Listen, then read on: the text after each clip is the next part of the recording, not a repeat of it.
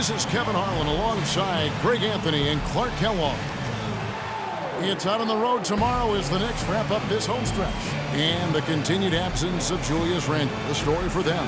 Boy, you know, when you lose a glass eater like him, Kevin, that puts more pressure and more responsibility on the whole team to gang rebound. Everybody has to go in there and pluck off some caroms. You nailed it. Every single guy is going to be counted on to hit the glass just a little harder.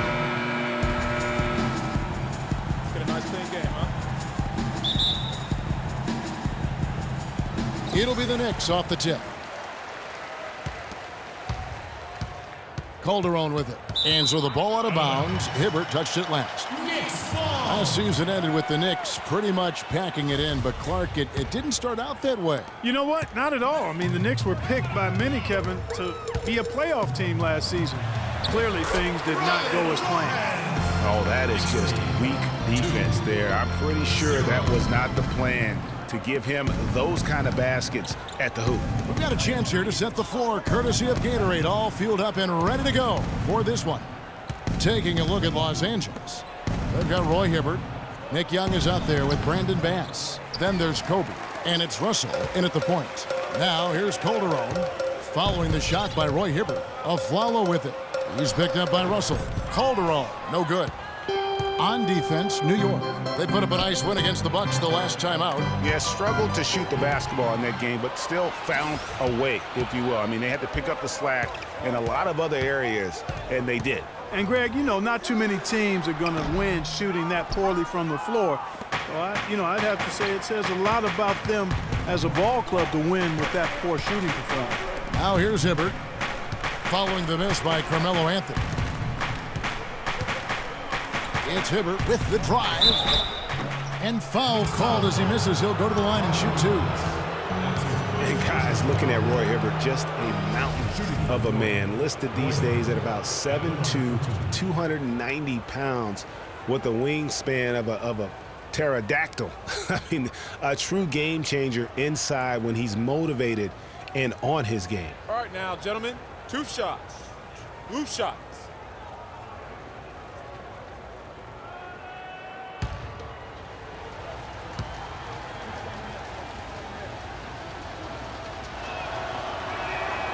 And that one misses. Well, talking about Roy Hibbert, he doesn't just have size. He has a strong lower body, too. Very hard. And you know this, Clark. You worked for the organization. You saw it firsthand.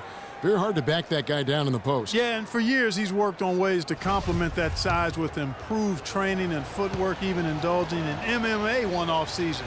I'll tell you what, he'd be one scary super heavyweight if he went the full distance in MMA. Agreed.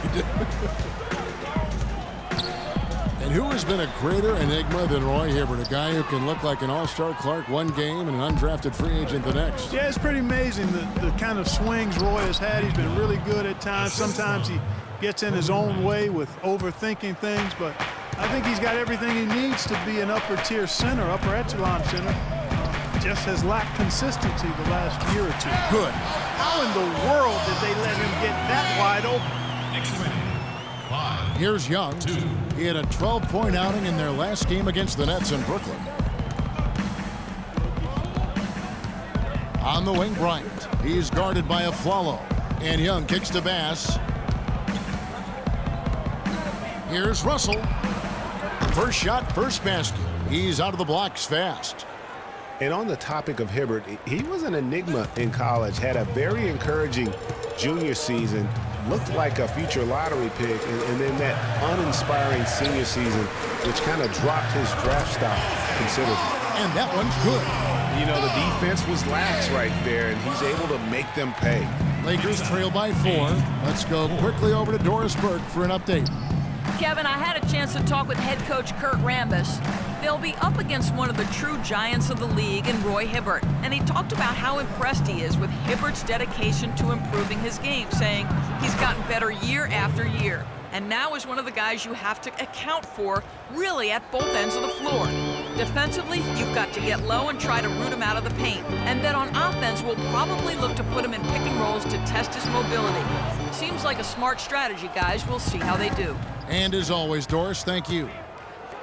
You know, going back to Hibbert, last season was a perfect example of what we're talking about in terms of consistency. One game he puts up 22 and 8, the next game 2 and 1. But you know, every team in the league would like to be in the Roy Hibbert game once the light finally goes on and stays on. Consistency, the challenge for Hibbert. And so here is New York after the basket by Los Angeles. Calderon dishes to Afflalo. Shot clock at 6. It's hauled in by Los Angeles. Coming off that loss against the Nets. And if there's one aspect of the game that really stood out for me, it was the rebounding. Basketball is about possessions, and you saw a noticeable difference in terms of the effort both teams were putting forth. Simply got outworked under the boards, guys. I mean, that's the no-brainer of the deal. I mean, they got pushed around all game long. And his presence as a scorer, it just has a calming effect for the rest of the team. He's a fallback option whenever they need one. Now here's Kobe. He's coming off a 10-point game against Brooklyn.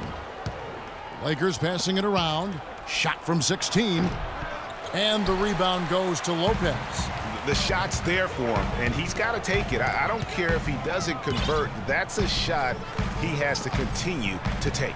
It's Anthony with the drive. And that comes off the assist by Calderon. And no doubt the Lakers had some defensive issues last season. I mean, no true center on that roster. And at times, they were just feasted upon on the inside. So timeout called here, the first for Los Angeles. Lakers did have problems defending inside, Greg. You're right, both on drives, Clark, and on post-ups. Yeah, you know, they were second to last in the league in field goal percentage at their own rim. And rim protection is more than just blocking shots. So they got a lot of blocks as a team, but anything they didn't block went in. So New York going with almost an entire new group.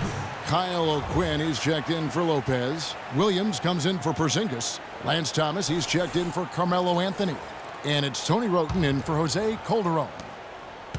Lakers trail by 4. Kicks it to Nance. It's tipped and stolen by Afflalo. Wroten with it. He's against Williams. And the shot is good. Williams has got his first bucket in this one. Timely passing leads to assists, and that's been the recipe for success. Everybody on the same page, completely in sync. Tremendous communication and awareness. Knocked loose. Here's Nance. First shot, first basket. He's out of the blocks fast. Another nice bucket down low. They've really been able to work the ball into the post effectively so far. Yeah, and I think we're going to see them operating a lot of their offense from the interior today. They've had assists now on their last 3 baskets. And it's not just their passing, but also the body movement off the ball that's created a lot of those opportunities. Oh, we've got a moment here now, Kevin, to look back to last year's Knicks. 8th in free throw percentage, 14th in blocks. And they were in the top half of the league shooting the ball from deep.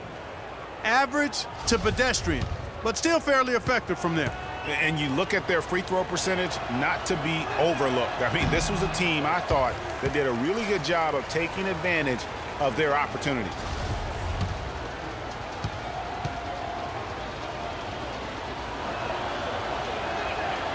So neither attempt will fall that time for him.